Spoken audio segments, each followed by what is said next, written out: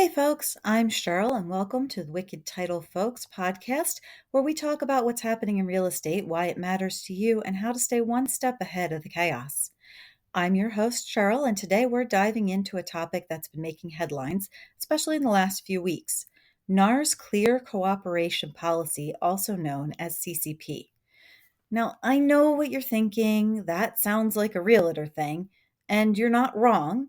But what happens in realtor land always trickles down to impact buyers, sellers, lenders, and yes, you, the title agent. So let's break it down. First, what is the Clear Cooperation Policy?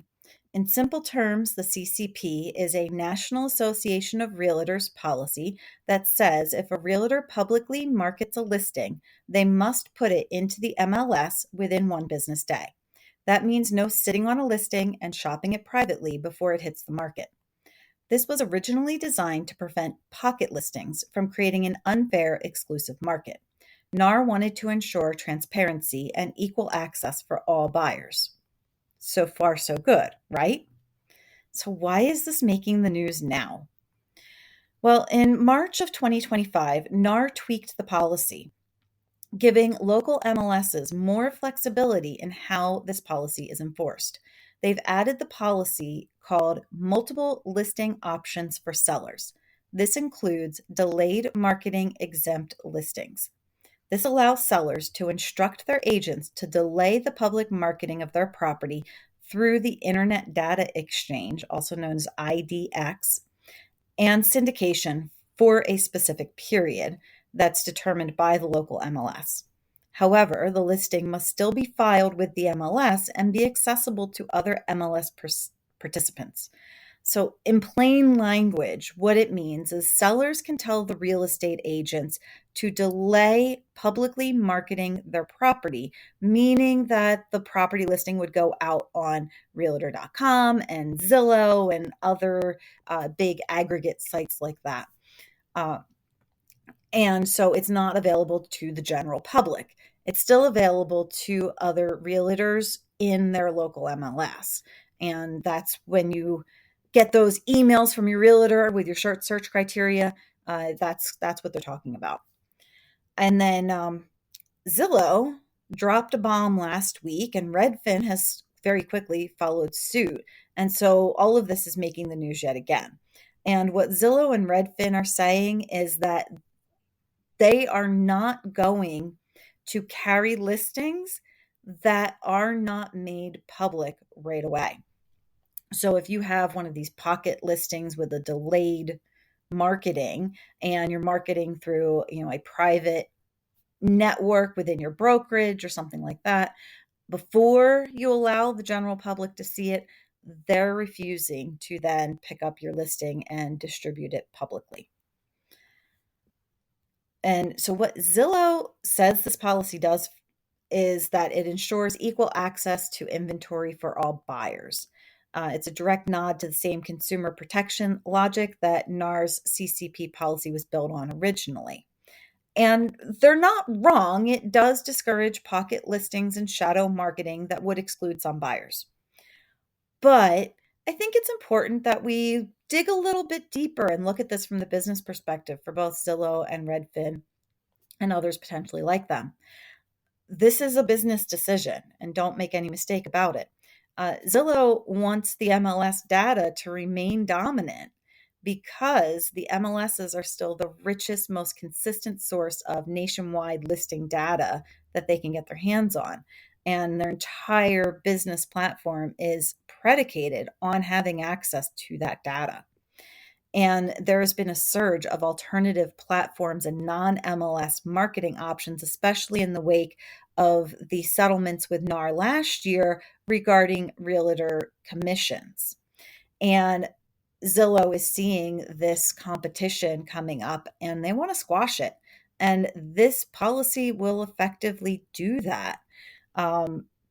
It's going to discourage realtors from using these alternative platforms to the local MLSs and potentially push out the competition. The other thing is it's a preemptive strike against fragmentation of the data. The lawsuits, the commission shifts, the tech innovations that are happening in real estate are all eroding NAR's grip on listing control. And if the MLSs begin to fracture or lose relevance and the listing agents turn to alternative channels, then Zillow's clean pipeline gets muddy and it gets a lot harder for them to get all of that data. And they really don't want to take the time and effort to negotiate listing access with dozens and dozens of upstart platforms and individual broker networks all over the country.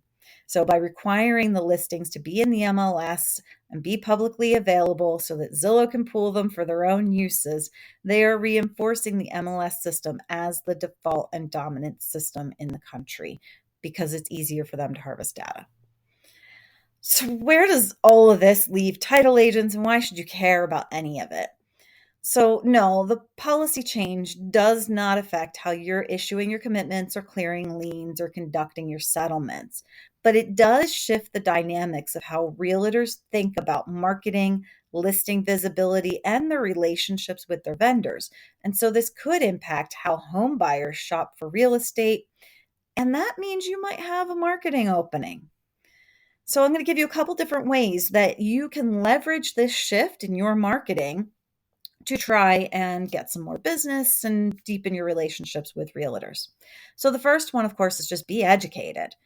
In addition to what you've learned here, do some quick research on how different brokerages in your area are reacting to these changes, because you might find a local need or opening that you can leverage that might not exist everywhere. Second one is be an educator. If your realtor partners are confused about what this means, be the one who's clued in. Send a simple explainer, or better yet, drop a quick video, and they're going to remember who made them feel smart. The third one is support their marketing.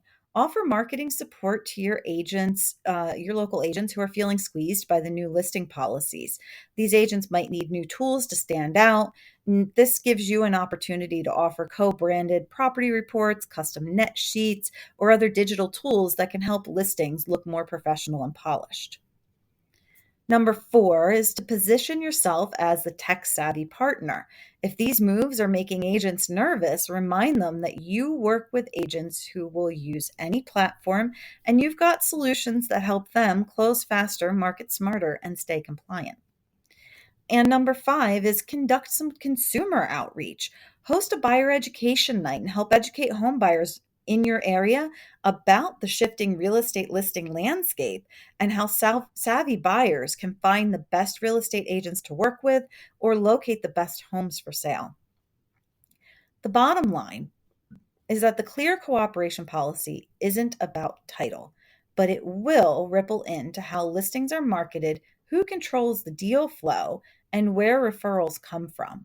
So while others are just reading headlines, you'll be building stronger partnerships because you saw the play before it hit their desk. And that's it for today's episode of Wicked Title Folk. I hope you found this helpful. Share it with your team or forward it to your favorite realtor.